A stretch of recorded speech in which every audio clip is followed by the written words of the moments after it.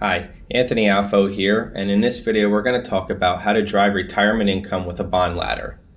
If you recall, in one of our previous videos we talked about the risk called sequence of return risk, and what this talks about is that in the first half of your retirement it can be a dangerous time for your portfolio.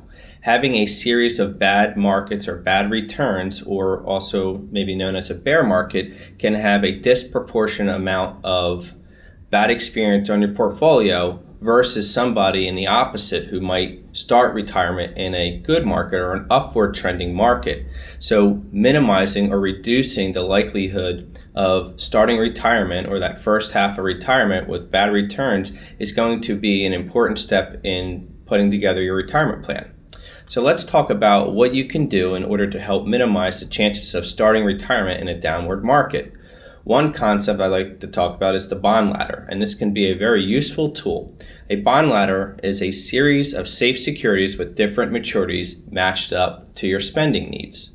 So what would happen here is that you would purchase a series of bonds over a specific amount of time where you have a specific amount of income needed. So if you have income needs for year 1, 2, 3, and so on, you would buy individual bonds to match up to those different time horizons, and you would hold on to that bond until its maturity, and you would have that amount of income needed from the bond ladder. So let's talk about the benefits of holding individual bonds as in a form of a bond ladder. Number one, as you might be aware, bond mutual funds, the rate of return can bounce around with interest rates. Well, this type of interest rate risk is eliminated by purchasing an individual bond or creating a bond ladder, because you're going to hold these bonds to maturity. Number two, as we just talked about, we will eliminate the sequence of return risk on that amount of money at that time, because we're going to eliminate the stock market risk using the bond ladder. And third, you're going to be able to generate the exact cash that you need at that time using that bond ladder, so there will be the removal of any question marks as to where that income is going to be coming from with regards to your other retirement income resources. So let's take a quick example. So we have somebody who's 65 who plans to need about $100,000 a year in needs and discretionary spending, and they're planning to take Social Security at age 70. So we want to create a 5-year ladder that's going to provide us income to allow us to continue to defer our Social Security to allow that to continue to get higher. So what we would do is go out to the marketplace and identify how much bonds we would need in order to create 5 years of $100,000. And you can see here it would cost somewhere around, say, $460,000 to $475,000 that you would be purchasing those bonds on the left side that are of the value of $98,000, $96,000, $93,000 and so on, in order to create future cash flows of $100,000 over the next 5 years.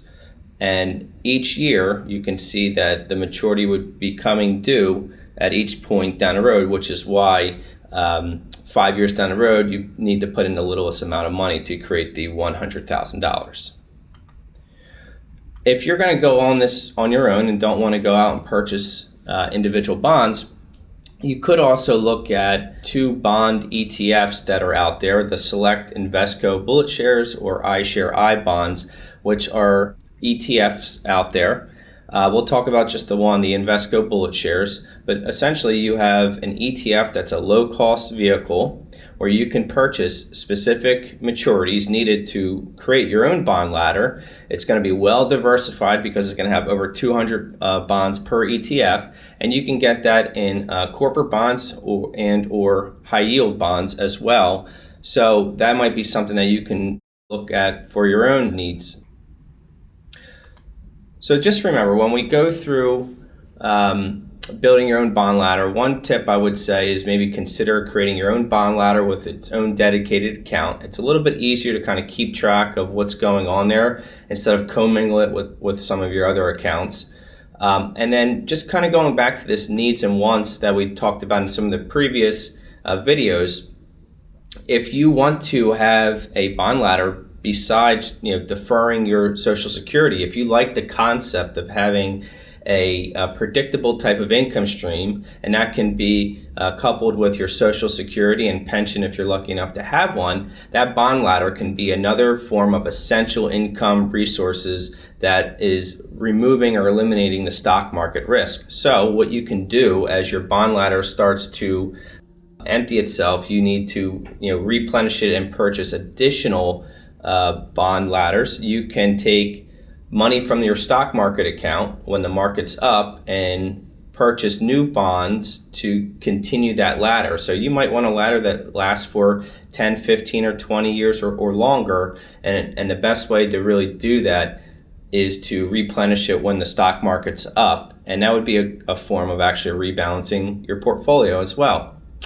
So I hope that this video has been helpful to talk a little bit about some of the benefits of a bond ladder. In our next video, we're going to talk about how to build your own pension, and this is a little bit different of a video from your employer pension. So stay tuned. Thanks again.